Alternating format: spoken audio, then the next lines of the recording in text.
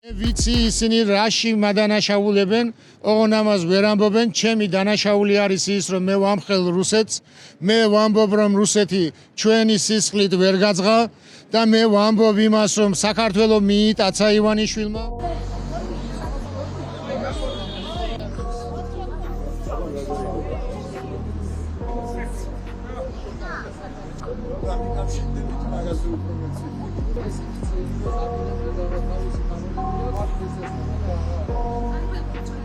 მე არ შემიშვეს, ჩემი მოთხოვნები არ გაითვალისწინებს და არც ერთ კანონმდებლობას, რაც არის ეკლესიური, არ ითვალისწინებენ. არც ერთი კომისიის წევრი არ გამოვიდა ჩვენთან პირადად, რომ გადმოეცა თუ გვიშვებდნენ თუ არ გვიშვებდნენ, ამ ყველაფერს გვესაუბრებოდნენ დაცვის მეშვეობით.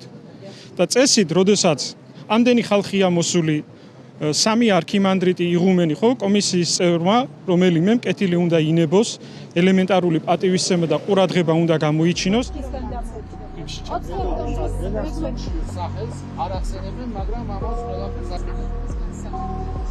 ანდრია ჯაღვაევის ოღონდ პატრიარქის